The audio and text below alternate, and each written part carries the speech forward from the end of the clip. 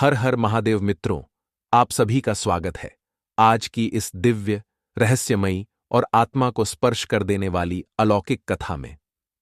मित्रों, क्या आपने कभी सोचा है कि महाशिवरात्रि का व्रत केवल उपवास या पूजा भर नहीं है, बल्कि यह एक ऐसा पावन अवसर है जो सबसे बड़े पापी को भी मोक्ष का मार्ग दे सकता है। और क्या आप यह जानते हैं कि कुछ ऐसी स्त्रियां भी होती हैं जिन्हें शिवलिंग पर जल अर्पित नहीं करना चाहिए, क्योंकि शास्त्रों में इसके पीछे गहन आध्यात्मिक कारण बताए गए हैं। यदि वे अज्ञानवश ऐसा कर बैठें तो उन्हें कौन सा पाप लगता है और उसका क्या दुष्परिणाम भुगतना पड़ सकता है। आज की यह कथा केवल एक कहानी नहीं, बल्कि एक चेतावनी, एक ज्ञान और एक चमत्कारिक सत्य है। तो मित्रों, आप सभी से निवेदन है, कथा को अंत तक अवश्य सुनें, क्योंकि अंत में छिपा है वह रहस्य जो आपके जीवन की दिशा बदल सकता है। चलिए अब बिना विलंब किए प्रारंभ करते हैं महाशिवरात्रि की यह महान और पुण्यदायिनी कथा। प्राचीन काल की बात है। भगवान भोलेनाथ आदि शक्ति माता पार्वती के साथ कैलाश पर्वत पर विराजमान थे। चारों दिशाओं में अद्भुत शांति व्याप्त थी। मंद मंद बहती हिमवायु वातावरण को और भी अलौकिक बना रही थी। देवगण, सिद्ध, योगी और गंधर्व उस दिव्य दृश्य का ध्यान कर रहे थे। उसी समय माता पार्वती के हृदय में एक जिज्ञासा उत्पन्न हुई। उन्होंने विनम्र भाव से भगवान शिव की ओर देखा और बोलीं, हे प्रभु, आज मैं आपसे महाशिवरात्रि के महात्म्य का रहस्य जानना चाहती हूं। साथ ही यह भी जानना चाहती हूं कि वे कौन सी स्त्रियां हैं जिन्हें शिवलिंग पर जल अर्पित नहीं करना चाहिए। माता पार्वती का प्रश्न सुनकर भगवान शिव मंद मंद मुस्कुराए। वे बोले, हे देवी, आज आपने लोक कल्याण से जुड़ा अत्यंत महत्वपूर्ण प्रश्न पूछा है।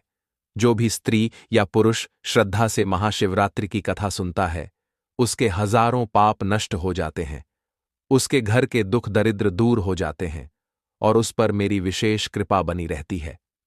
यह सुनकर माता पार्वती ने हाथ जोड़कर कहा, हे नाथ, मैं यह कथा पूर्ण श्रद्धा से सुनूंगी और इसका प्रचार समस्त लोकों में करूंगी। तब भगवान शिव ने कथा आरंभ की। भगवान शिव बोले, हे देवी, बहुत प्राचीन काल में दक्षिण दिशा में दंडकारण्य नाम का एक विशाल और घना वन था। उसी वन में विश्वरूप नाम का एक शिकारी रहता था। वह अत्यंत क्रूर, निर्दयी और पापी स्वभाव का था। उसके हृदय में दया का नामो निशान नहीं था।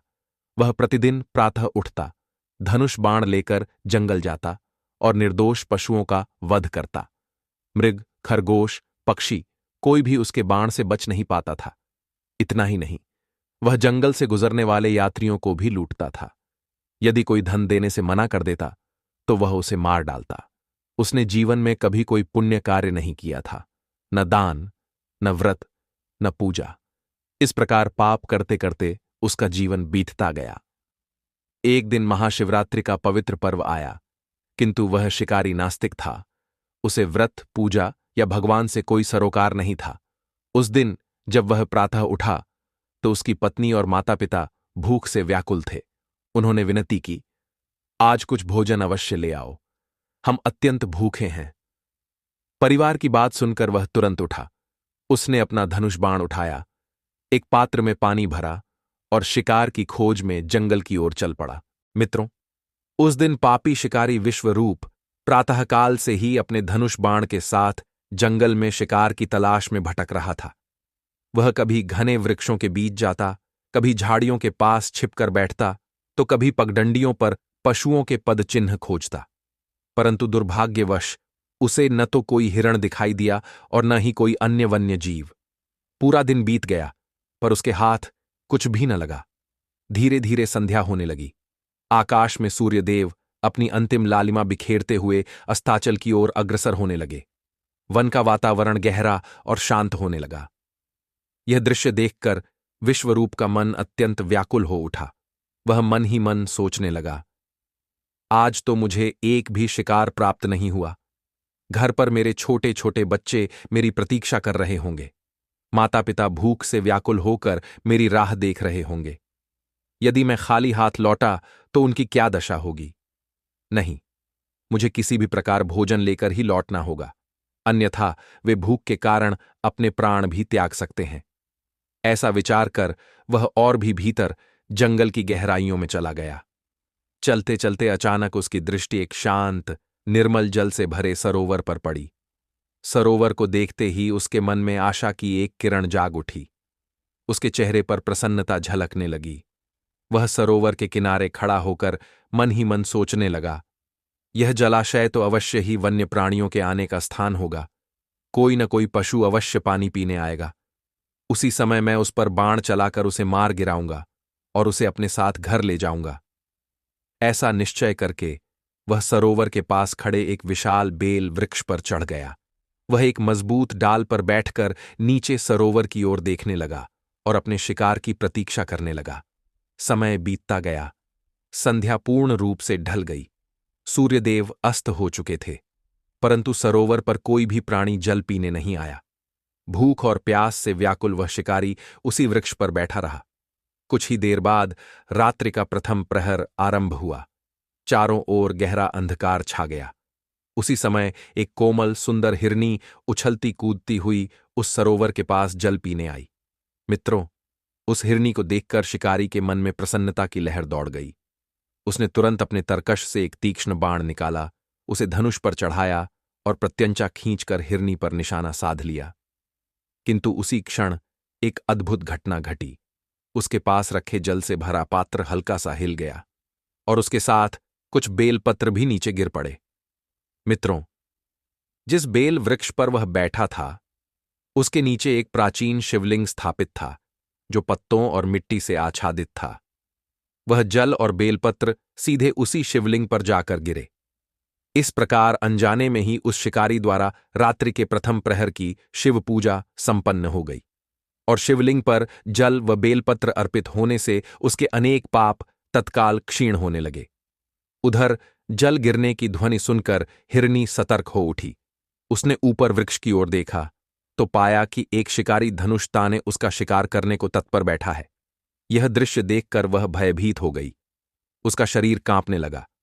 डर से व्याकुल होकर वह विनम्र स्वर में बोली, हे व्याध, ठहर जाओ, कृपया मेरा वध मत करो, अन्यथा तुम्हें घोर पाप लगेगा। मित्रों, उस भयभीत हिरनी की करुण विनती सुनकर भी उस निर्दयी शिकारी के हृदय में दया का भाव उत्पन्न नहीं हुआ। उल्टा वह जोर जोर से हंसने लगा। उसकी हंसी में कठोरता और क्रूरता झलक रही थी। हंसते हुए वह बोला, हे हिरनी, मेरे घर पर मेरा परिवार भूख से व्याकुल है। मेरे बच्चे, मेरी पत्नी और मेरे वृद्ध माता पिता सभी मेरे लौटने की प्रतीक्षा कर रहे हैं। आज यदि मैं तुम्हें मारकर न ले जाऊं तो उनकी भूख कैसे शांत होगी। इसलिए मैं तुम्हें अवश्य मारूंगा और तुम्हारा मांस लेकर ही घर जाऊंगा। शिकारी की यह कठोर बात सुनकर वह हिरनी अत्यंत दुखी हो गई। उसका हृदय भय और शोक से भर उठा। वह मन ही मन सोचने लगी, अब मैं क्या करूं? इस निर्दयी व्याध से अपनी रक्षा कैसे करूं? कुछ क्षण विचार करने के बाद उसने अत्यंत विनम्र स्वर में शिकारी से कहा, हे व्याध, यदि मेरे प्राण लेने से तुम्हारे परिवार की भूख मिटती है तो मैं अपने जीवन का बलिदान देने को तैयार हूं। तुम मेरा वध अवश्य कर लेना, मुझे कोई आपत्ति नहीं। इतना कहकर वह कुछ क्षण रुकी, फिर बोली, किंतु मेरी एक विनती है। इस समय मेरे छोटे छोटे बच्चे भूखे होंगे, वे मेरी प्रतीक्षा कर रहे होंगे। मैं तुम्हारे हाथों मरने से पहले एक बार उनसे मिलना चाहती हूं। मैं उन्हें उनके पिता के संरक्षण में सौंपकर शीघ्र ही तुम्हारे पास लौट आऊंगी। कृपया मुझे अपने बच्चों से अंतिम बार मिलने की अनुमति दे दो। मैं तुम्हें वचन देती हूं, मैं अवश्य लौट कर आऊंगी। मित्रों, आगे की कथा सुनाते हुए भगवान शिव माता पार्वती से कहते हैं, हे देवी, उस असहाय हिरनी की करुण वाणी सुनकर भी वह कठोर हृदय व्याध ठहाके मारकर हंसने लगा। उसे हिरनी की बातों पर तनिक भी विश्वास नहीं हुआ। उसने सोचा, कोई भी प्राणी मृत्यु के मुख में स्वयं वापस क्यों आएगा। यह सोचकर उसने पुनः धनुष पर बाण चढ़ाया और हिरनी पर निशाना साध लिया। यह दृश्य देखकर हिरनी अत्यंत भयभीत हो गई। उसका शरीर कांपने लगा। उसने अत्यंत करुण स्वर में हाथ जोड़कर जैसे प्रार्थना करते हुए कहा, हे व्याधेश्वर, यदि मैं अपने वचन से फिर जाऊं, यदि मैं लौटकर आपके पास ना आऊं, तो मुझे वही घोर पाप लगे जो किसी ब्राह्मण को वेद ग्रंथ बेचने पर लगता है, और जो पाप पति का अपमान करने वाली तथा व्यभिचारिणी स्त्री को लगता है, उससे भी कठोर पाप मुझे प्राप्त हो। इतनी कठोर शपथ लेकर वह हिरणी मौन हो गई।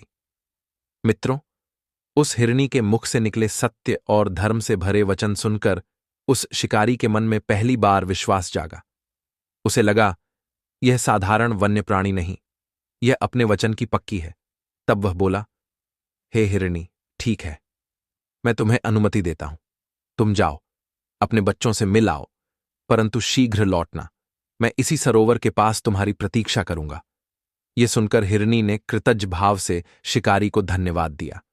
फिर उसने सरोवर का जल पिया और अपने बच्चों से मिलने के लिए शीघ्रता से वन की ओर चली गई।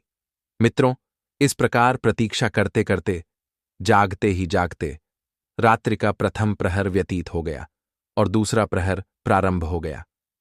उसी समय एक दूसरी हिरणी, जो पहली हिरणी की बहन थी, उसे खोजते हुए उसी सरोवर के पास आ पहुंची। जैसे ही शिकारी की दृष्टि उस पर पड़ी, उसने तुरंत धनुष पर बाण चढ़ाया और उस पर निशाना साध लिया। किंतु उसी क्षण फिर वही अद्भुत घटना घटी। उसके पास रखा जल का पात्र हिल गया और उसमें से जल बेल पत्रों सहित नीचे गिर पड़ा, जो सीधे उस प्राचीन शिवलिंग पर जा गिरा। इस प्रकार अनजाने में ही उस शिकारी द्वारा रात्रि के दूसरे प्रहर की शिव पूजा भी संपन्न हो गई।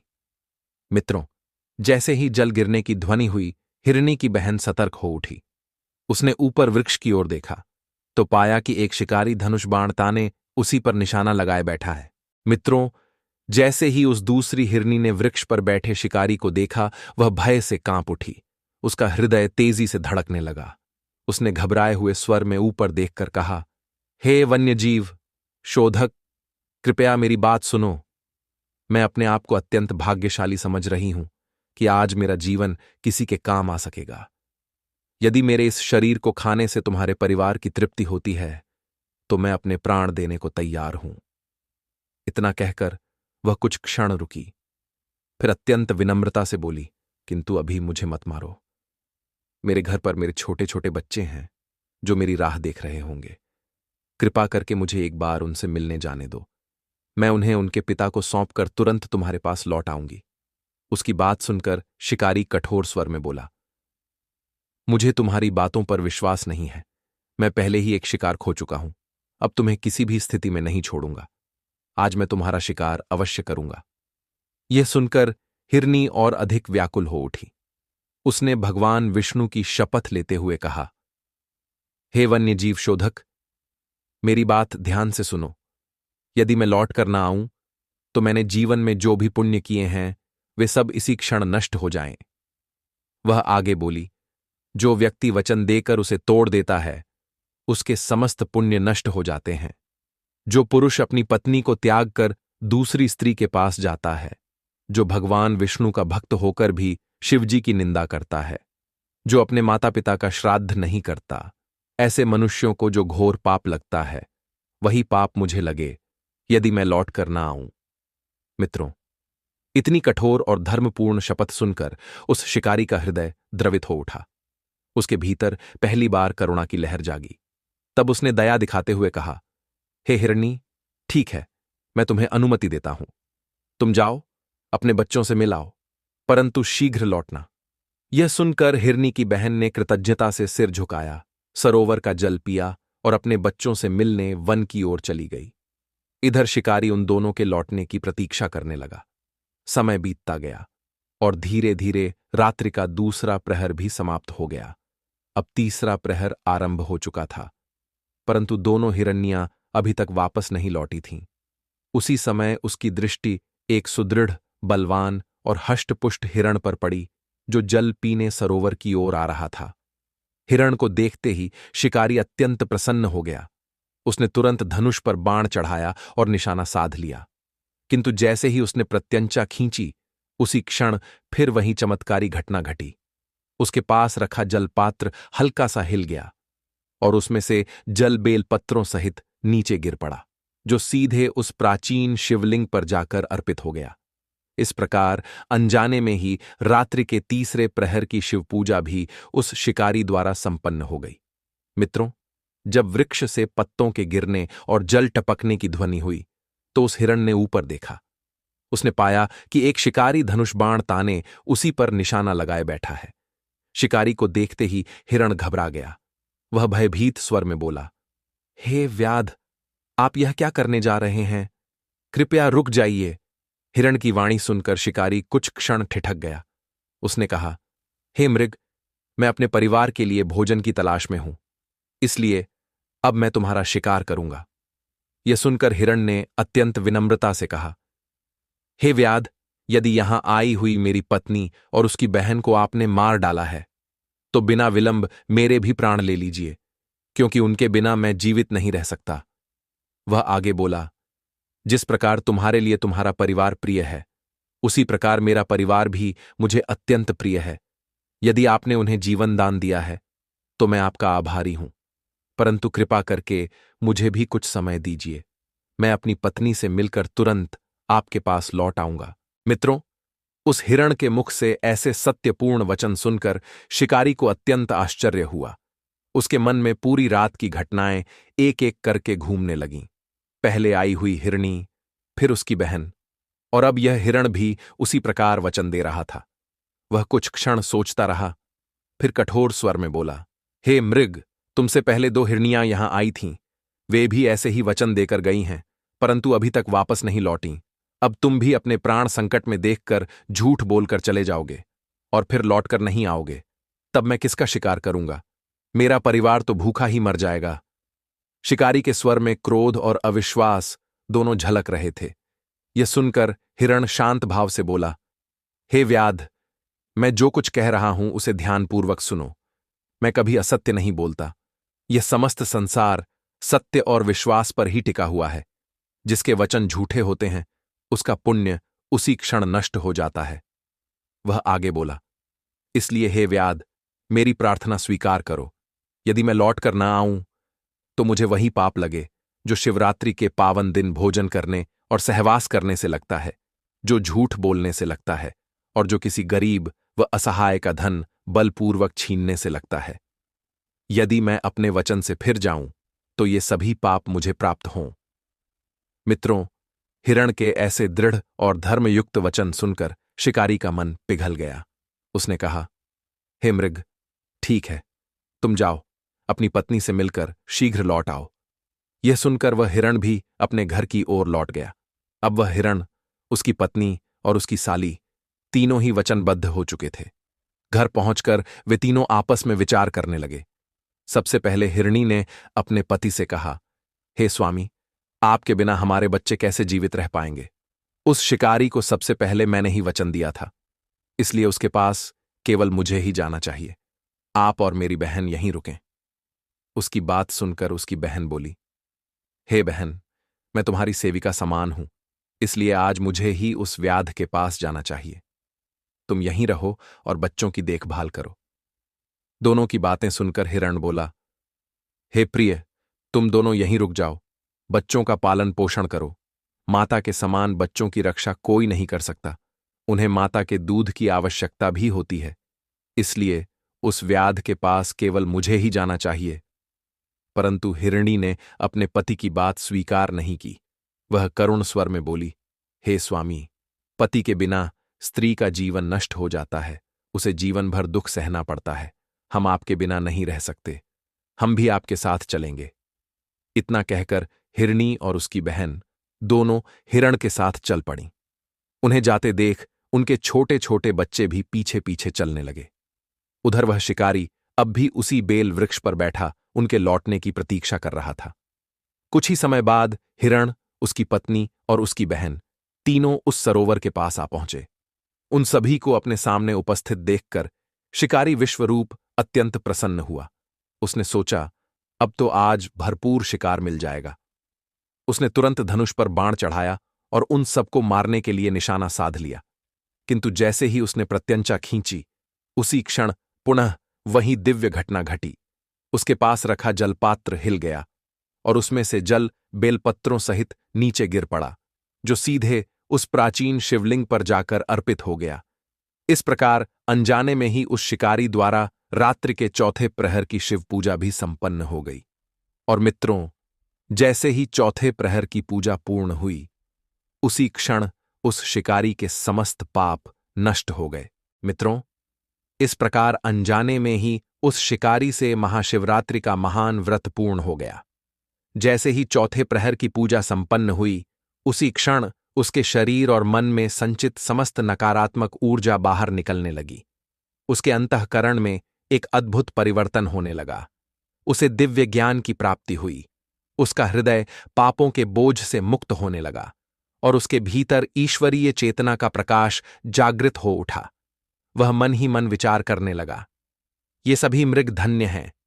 ये ज्ञानहीन पशु होकर भी कितने महान हैं। ये अपने शरीर तक का त्याग परोपकार के लिए करने को तैयार हैं। ये सत्य का पालन करने वाले हैं। वह आगे सोचने लगा, और मैं तो महापापी हूं। मैं प्रतिदिन निर्दोष जीवों की हत्या करता रहा, उन्हें मृत्यु के घाट उतारता रहा। अपने परिवार का पालन करने के लिए मैंने असंख्य पशुओं और मनुष्यों को कष्ट पहुंचाया। मैंने जीवन में कभी कोई पुण्य कर्म नहीं किया। मृत्यु के बाद मेरी क्या गति होगी? जन्म से लेकर आज तक मैंने केवल हिंसा और पाप ही किए हैं। ऐसा सोचते सोचते उसका हृदय पश्चाताप से भर गया। तभी उसने अपना धनुष उठाया और उसे जोर से भूमि पर फेंक दिया।